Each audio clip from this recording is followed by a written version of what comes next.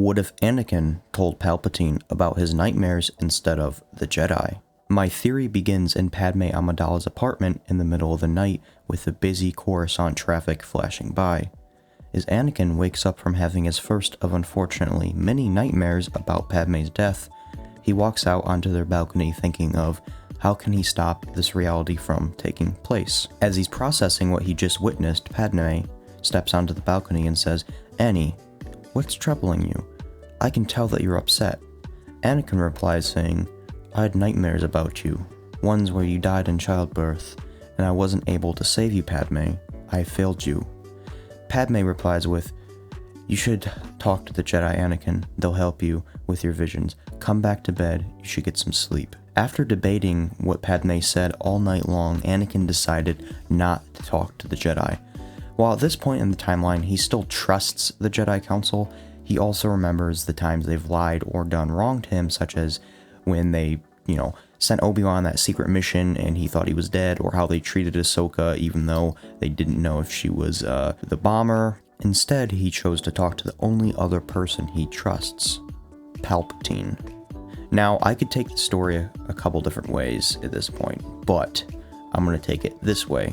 In the current canon, Palpatine asks Anakin to be his personal representative on the Jedi Council, and he accepts. The difference is before Anakin leaves Palp's office, he says, "Chancellor, I know this is a lot to ask of you, but I started having these nightmares of someone close to me dying, and I'm afraid of losing them like I lost my mother. I can't allow this to come true. Could you help me to ensure these visions don't come true? I would ask the Jedi, but I don't think they'll have the answers I'm looking for." At this point, Palpatine is actually surprised because he didn't think Anakin would go straight to him with that, at the very least, telling the Jedi. Palpatine would ask Anakin who these visions were about. After a bit of pressing, he learned it was Padme. Of course he knew this because he planted the visions in Anakin's head in the first place, but I think he would want him to tell him.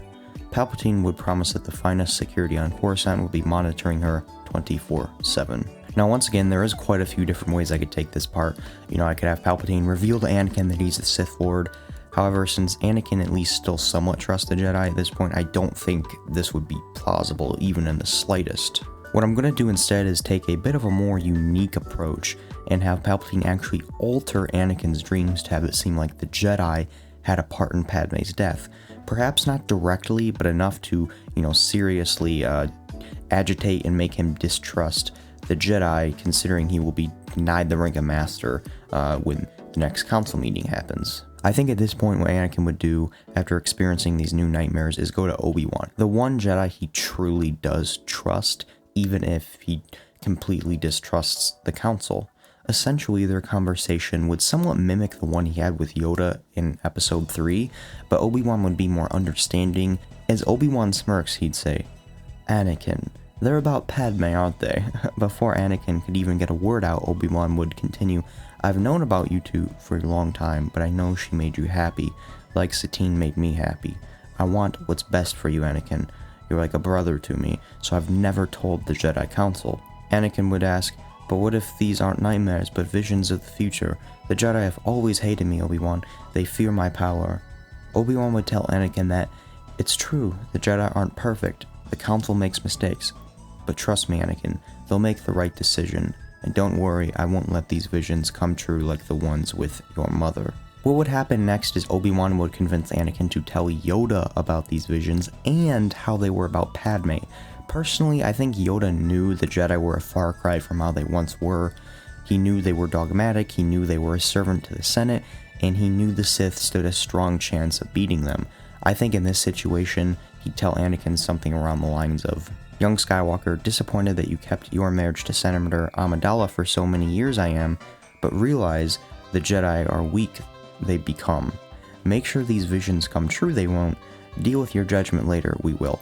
Also, I don't know why I had to write this script like Yoda was actually talking, and it's confusing me reading this. Really quick guys, before we continue today's theory, my friend will be doing the second half of the voiceover. He helped me write the script, and so he is going to be doing the second half as kind of his payment for helping me out. Big shout out to him, his channel will be linked down below. Let's continue with the video. Anakin had one more thing to tell the Jedi though, that Palpatine had appointed him as his personal representative on the council, but this time Anakin would still be denied the rank of master and asked to spy on Palpatine in return. Obi-Wan would allow Anakin to look into the restricted archive sections, and Yoda would personally tell Anakin that soon your time for master is coming, but now it is not. Of course we have to mention Darth Plagueis the Wise, but instead of keeping this a secret, Anakin would tell Yoda. Yoda would be confused because there are no records of the Sith Lord in the archives. So the Jedi are now convinced that Palpatine is either the Sith Lord or controlled by him. And to ensure Yoda and Obi-Wan stay close to Anakin, Mace Windu would go to Kashyyyk to deal with the droid attacks on the Wookiees, and Plo Koon would fight General Grievous. However, this would be kept a secret from Palpatine, as he would believe they were dispatched to the planets Obi-Wan and Yoda were in the canon. As Palpatine tempted Anakin in his office with the dark side of the Force, claiming that he could save Padme's life from her certain death, Anakin would be confused and ignite his lightsaber, saying, "You're the Sith Lord, you're Dooku's master." In Anakin's head, he knew he needed to come off as conflicted, even though this time he's still leaning towards the Jedi because of all support that he was given.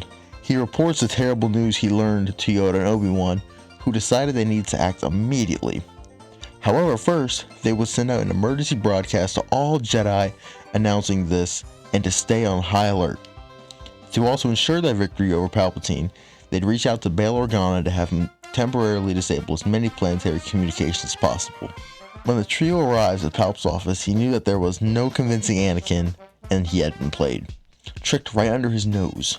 As he reaches for his comm to contact the clone generals to execute Order 66. It was nothing but radio silence. Realizing the Jedi must have blocked all communications, he uses the Force to pull his two crimson blades hidden in the statue and ignites them, spinning towards the Jedi at blinding speeds. Yoda is bouncing off the walls, Obi-Wan is parrying every strike, and Anakin is pushing Palpatine back with immense rage. Yet Palpatine held his ground, but he realizes that if this keeps up, the Jedi will kill him. Brashly, he force pushes Anakin back and dives under Yoda straight out of the window. Glass shards flying everywhere, temporarily stunning the Jedi.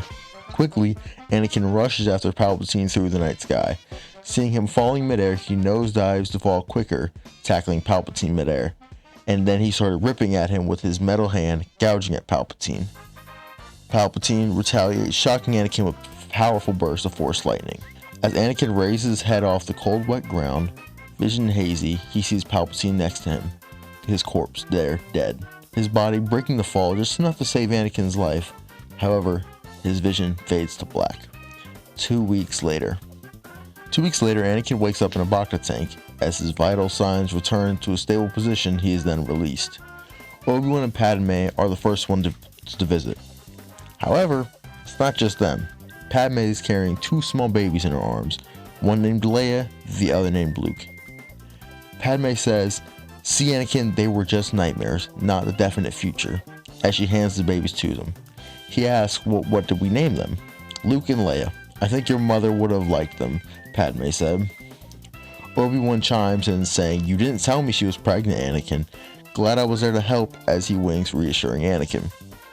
Anakin hugs his twins, realizing the galaxy is safe as last. After Anakin is well enough to walk around again, an emergency Jedi Council meeting is called. In this timeline, the Jedi are looked upon as heroes because the security footage wasn't tampered with within Palp's office. Yoda tells Anakin, "Though you've broken many rules, rank of master I do grant. Deserving you are, and a great father you will become." I appreciate you guys making it to the end of today's theory. Please let me know in the comments section, did you enjoy it? Do you have any tips, any pointers? I really want to start making more Star Wars fan fictions. This is just an idea I came up with. I haven't seen this one done on YouTube, so I was like, I gotta jump on it while I have the chance. Like I said, big shout out to my friend Joan Star. I'll leave his channel linked in the description below if you want to check him out. He makes some really high quality Call of Duty Zombies content. And guys, make sure you hit that subscribe button on my channel as well. I work hard to bring you these somewhat quality Star Wars videos. I know I definitely don't have the Star Wars theory quality, but I'm trying here. And remember, may the Force be with you.